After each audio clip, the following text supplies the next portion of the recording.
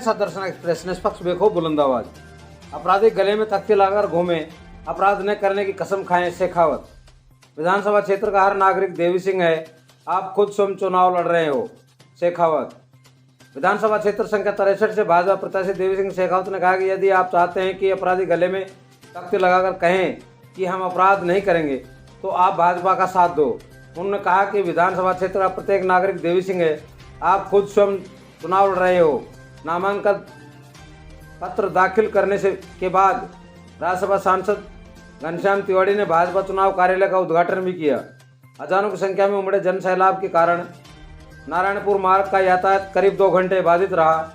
शेखावत ने तिवाड़ी से कहा कि आपको मैं जब से जानता हूं जब आप मुझे नहीं जानते थे।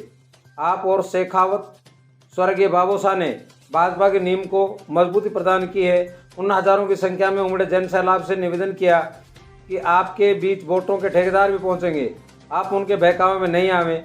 शेखावत ने कहा कि आपका सही वोट सही दिशा तय करेगा और क्षेत्र के विकास में सहयोग प्रदान करेगा।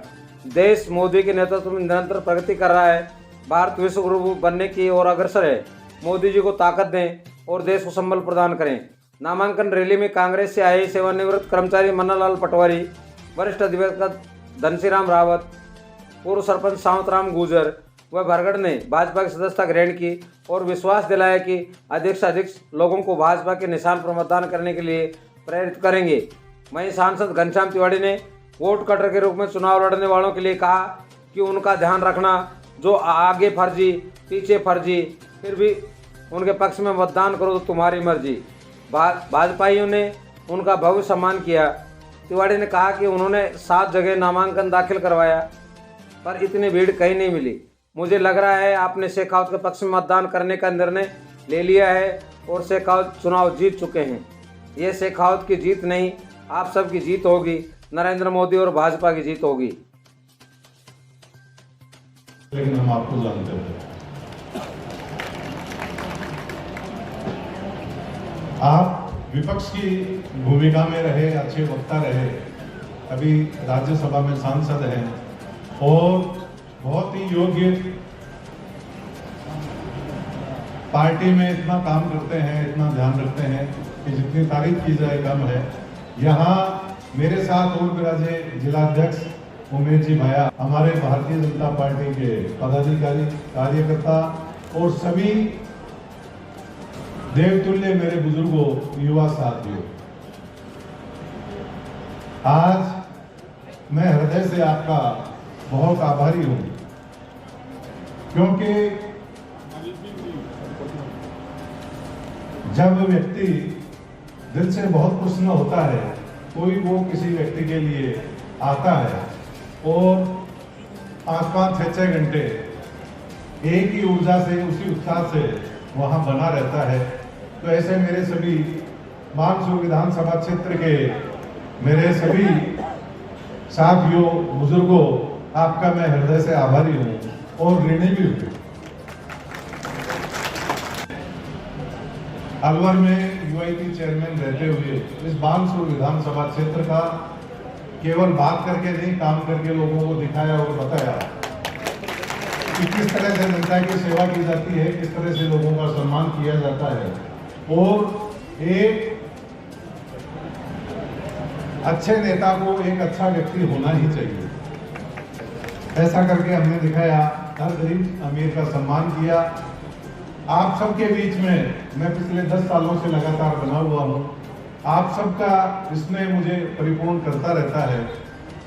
आज मैं आपसे एक ही निवेदन करना चाहता हूं कि ये चुनाव आप सबका प्रतिनिधित्व पार्टी ने मुझे दिया, तो आप ये सोचें कि मैं चुनाव नहीं लड़ रहा हूं। आप सब देवी सिंह हैं और आप सब चुनाव लड़ रहे हैं।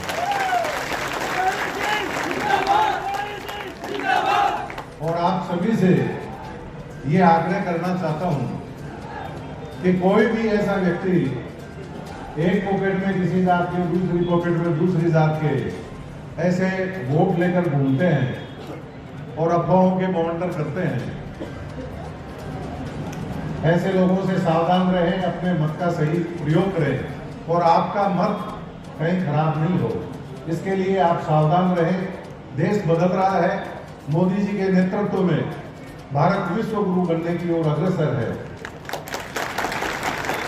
आप यहाँ भारतीय जनता पार्टी की जो 150 सीटें या उससे अधिक सीटें आ सकती हैं, उनमें बानसूर का नाम अवश्य रखें। और मैं आपको विश्वास दिलाता हूँ कि यहाँ के क्षेत्र के विकास के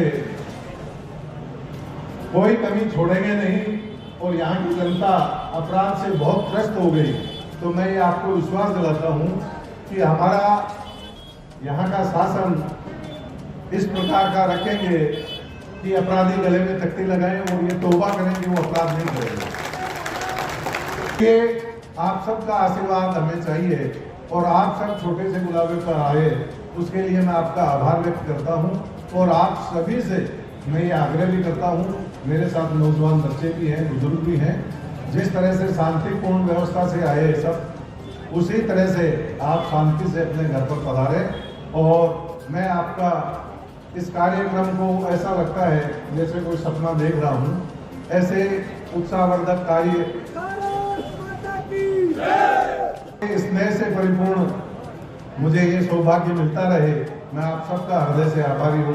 धन्यवाद। जय हिंद, जय भारत। मोदी जी की सरकार 2024 में बढ़ाने के लिए राजस्थान में भारतीय जनता पार्टी की सरकार चाहिए। और भारतीय जनता पार्टी की सरकार चाहिए तो बानसूर से देवी सिंह शेखावत चाहिए। और आपकी आज्ञा से मैं देवी सिंह जी को आप सब लोग कहो तो मेरी ओर से माला पहना दूं।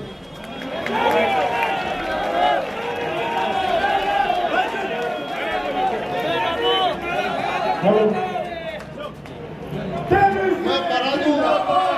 हाथ खड़े करो सब।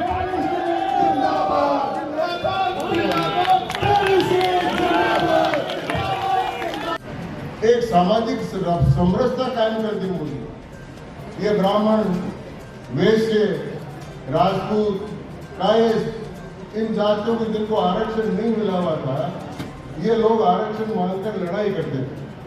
हमने एक फार्मूला निकाला कि भाई हम शेड्यूल कास्ट के आरक्षण के पक्ष में वो खत्म नहीं होना चाहिए।